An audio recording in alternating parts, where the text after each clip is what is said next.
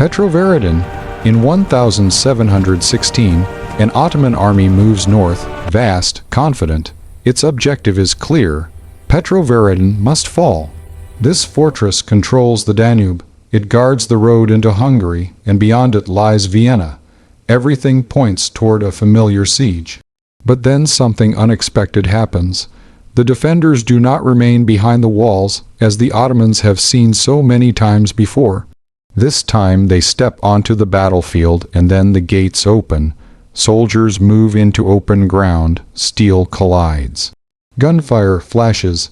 Men fall. Cannons fire before the Ottoman formation can settle. Smoke covers the battlefield.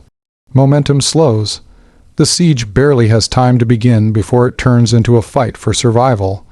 At the beginning of the 18th century, Europe lives in tension and uncertainty. Borders are not fixed. Power is still decided by armies, not treaties. In the southeast, the Ottoman Empire remains a dominant force.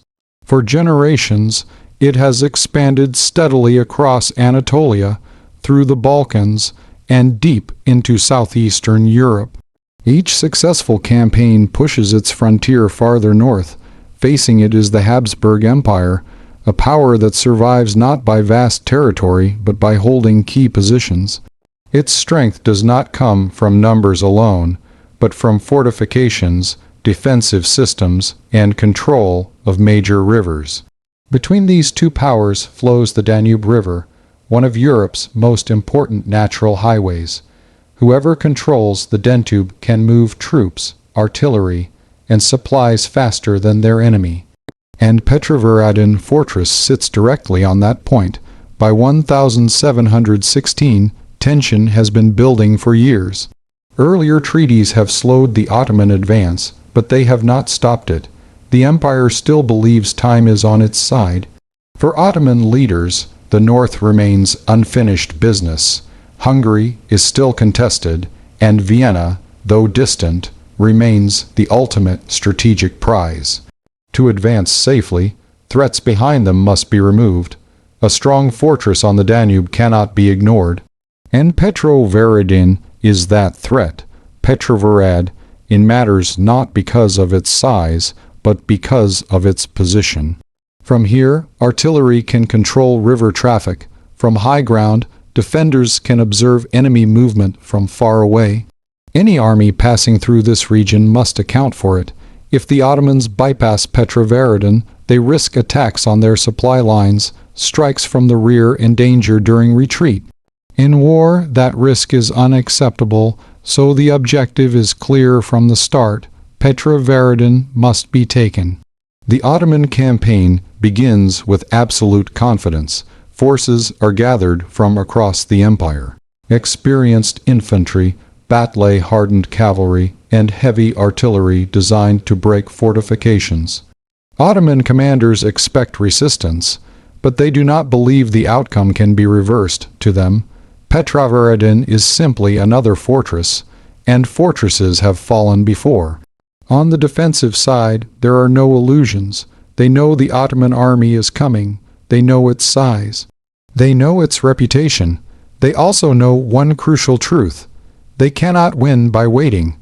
A long siege would favor the Ottomans. Time, numbers, and logistics would slowly crush the defenders. Prince Eugene of Savoy understands this clearly. He does not intend to sit behind the walls and endure. He studies the terrain beyond the fortress. He studies how Ottoman armies usually deploy. And above all, he understands that momentum is the Ottomans' greatest weapon. If that momentum is stopped early, everything can change.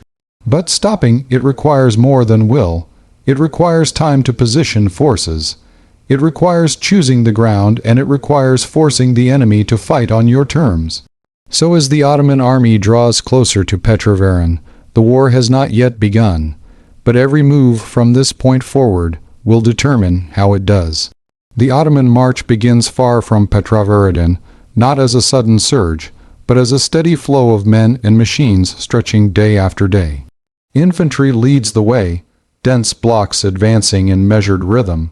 They are used to long marches, to heavy equipment, to holding formation even through exhaustion. Behind them comes the heavy artillery. Massive cannons drag slowly across dirt roads, over wooden bridges, up difficult slopes. Every halt is orderly, every movement follows plan. Ottoman cavalry spreads wide along both flanks. They ride ahead, fall back, constantly watching the terrain. Their task is simple: ensure no sudden force strikes the marching column. Along the Danube, supply ships move beside the army. Grain, gunpowder, ammunition, everything needed for a long campaign. Day by day, the Ottomans advance, not fast, but without pause. Their commanders believe that if this rhythm holds, Petrovaradin will soon face unbearable pressure. Inside Petrovaradin, preparation follows a very different logic. Prince Eugene does not wait until the Ottomans are at the gates. Once it is clear, the march is aimed directly at the fortress. He prepares for battle outside the walls. First comes the infantry. Units are reorganized by combat experience. Veterans are placed where contact will come first. Less experienced soldiers support and hold the rear. They train to move beyond the walls, advance in formation, halt on command, withdraw without breaking order. Eugene wants them to understand one thing: this will not be passive defense. They will stand in open ground against a larger army. Next comes the artillery. Not all guns remain on the walls. Some are moved to high ground ahead of the fortress, covering the routes the Ottomans must use to deploy. Gunners are ordered not to fire constantly. Every shot must have purpose: to slow movement, disrupt formations, force the enemy to stop and reorganize. Light cavalry is prepared for harassment. They are not to seek major battles. They strike only when conditions favor them, then withdraw immediately. Their goal is rhythm disruption to ensure the Ottomans never feel fully secure. Eugene works constantly with his officers using maps. He explains the terrain: open fields, low ridges, roads the Ottoman artillery must follow. Everyone must understand where the battle will happen and why the enemy must not be allowed to choose the ground. As the Ottoman army approaches Petrovaradin, its presence becomes unmistakable. Banners rise on the horizon. Long columns stretch across the plain. The first camps appear beyond artillery range. Drums beat every morning. Horns carry orders across the field. Now the Ottoman army is assembled before Petrovaradin. Inside the fortress, preparation is complete. Positions are fixed, plans are set. The two armies stand within the sight of one another. From here, one decision will begin the war. Morning comes slowly over the field before Petrovar, in a thin mist, clings to the ground, making distances hard to judge. The silence feels unnatural, as if the land itself is waiting. The two armies now see each other clearly. The Ottomans spread out before the fortress, deep formations of infantry, artillery moving forward, cavalry holding distance on both flanks. They do not attack immediately. Ottoman commanders want full deployment first. They believe that once every unit is in place, sheer mass will overwhelm resistance. Cannons are aligned. Ammunition is brought forward. Infantry lines are adjusted. Everything follows familiar routine. Inside Petrovaradin, Prince Eugene watches every movement. He understands exactly what the Ottomans are trying to do. And he knows that once it is complete, the battle will turn against him. He does not wait. Orders are sent while Ottoman formations are still shifting. The gates open, not wide for display, but just enough for disciplined units to emerge. Defensive infantry marches out. No running, no shouting, tight formation, steady pace. The sight forces Ottoman commanders to hesitate. They prepared for a siege, not for a field battle initiated by the defenders.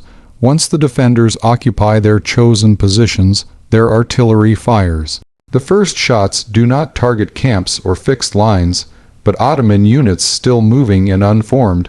Explosions tear into ranks. Men fall, Units stop to regroup. Ottoman artillery responds quickly. Cannons answer across the field. Smoke thickens. Visibility shrinks to a few dozen yards. Within the haze, infantry begins to close. No mass charge, only slow, controlled steps. At close range, musket fire begins. Short volleys pause to reload, then fire again. Small groups clash. In some places, Ottomans push forward. In others, defenders hold firm. No clear advantage emerges. Orders fly back and forth. Messengers run through fire. Drums and horns keep formations from breaking. In these early hours, the battle is a test. Ottomans search for weakness. Defenders focus on holding position. Most importantly, the Ottomans cannot advance as planned. They stop repeatedly, reform under artillery fire, react to attacks that come sooner than expected. As the sun climbs, the mist fades. The battlefield becomes clearer and far more chaotic. Smoke thickens, gunfire, shouting, and steel fill the air. The real battle has begun. From this moment on, every step forward is paid for in blood. On the second morning, the battlefield before Petrovaradin is completely changed. The ground is torn apart by thousands of footsteps. Artillery smoke still hangs in the air. The wounded are carried to the rear, while fresh units move forward to replace them. The Ottoman army tries to regain control. They believe the first day was only the beginning. That if pressure increases, the defenders will be forced back toward the fortress, so more infantry is pushed to the front line. Formations grow denser. The pressure rises hour by hour. Ottoman artillery is dragged closer as well. Their goal is clear. Constant fire force the defenders to stand still, then advance step by step. But Prince Eugene does not allow that to happen. He does not order one position to be held at all costs. He orders controlled movement. When Ottoman troops advance in one sector, the defenders do not stand and absorb the blow. They strike briefly, then fall back in formation. No panic, no broken lines. When Ottoman units pause to reorganize, the defenders appear from another direction. This constant shifting creates difficulty for the Ottomans. They cannot advance smoothly.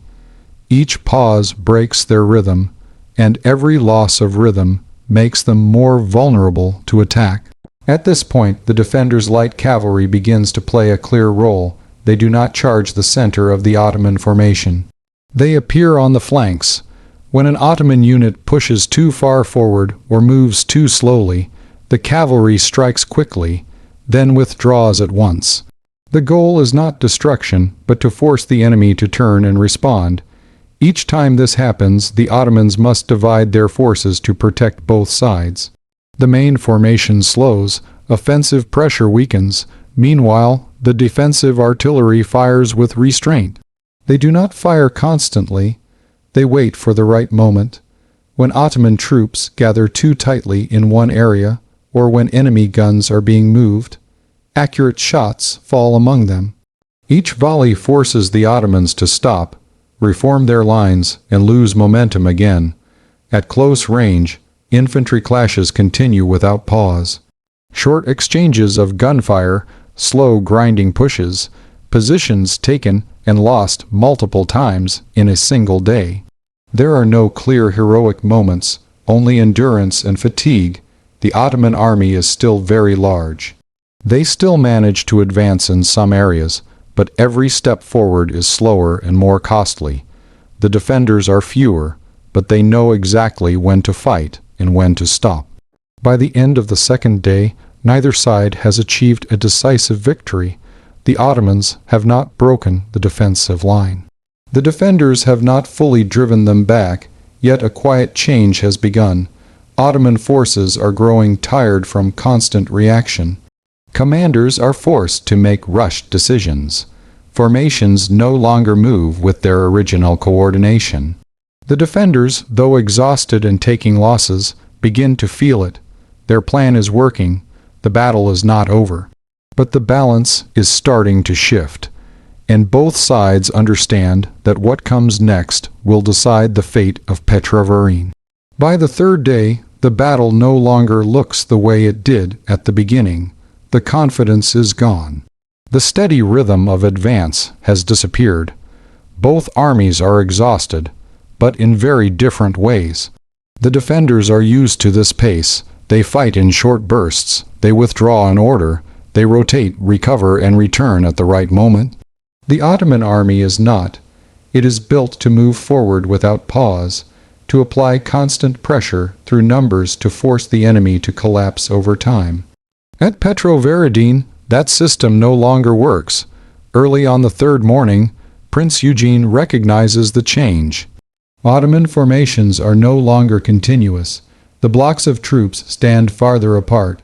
Some units have pushed too far forward, searching for a breakthrough.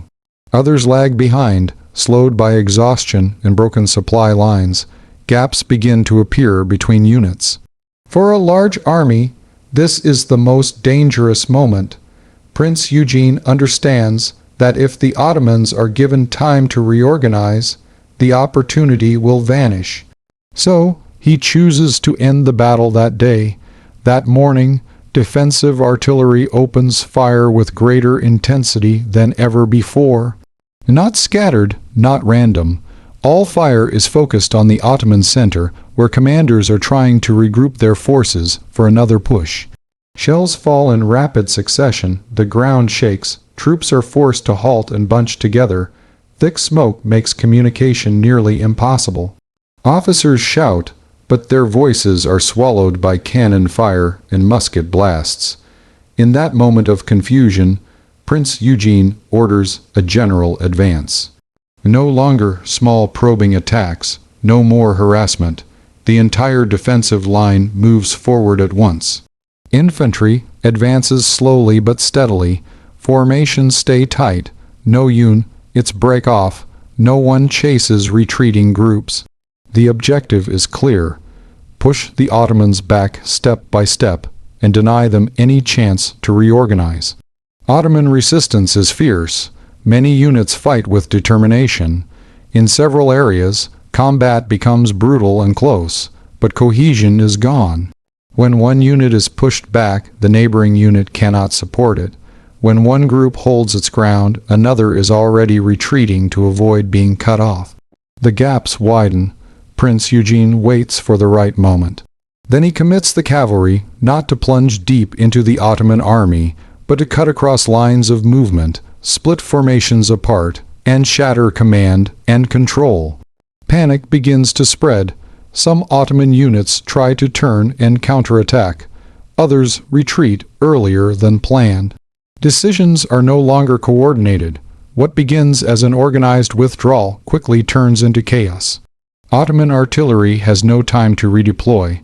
Several guns are abandoned on the field. Supply wagons clog the roads to the rear.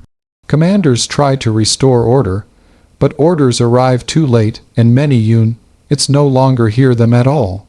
By midday, the inevitable happens. The Ottoman army begins to withdraw across the entire line, not because of a lack of courage, but because staying means complete destruction. Prince Eugene does not order a deep pursuit. He knows the battle has already been decided. Further pressure would only risk unnecessary losses. The Ottoman army leaves the field of Petrovaradin behind casualties, artillery, and most importantly, its northward momentum is broken. As the sun climbs higher, the gunfire fades. The battlefield falls silent. Petrovaradin still stands, and the road into Central Europe is closed here. Petrovaradin is more than a single victory. It is a turning point. For decades, the Ottoman Empire advanced with confidence. Its armies marched without pause. Its power seemed unstoppable. At Petrovaradin, that belief ends. The empire does not collapse. The army does not disappear, but momentum is broken. After 1716, every northern campaign grows harder. Every decision demands caution. The sense of inevitability fades. For Central Europe, Petrovaradin means time. Time to recover, time to prepare, time to believe resistance is possible. Prince Eugene of Savoy wins not through numbers but through patience, discipline, and timing. Petrovaradin becomes a reminder. Empires are not defeated in a single moment. They slow, they hesitate, and sometimes they turn back.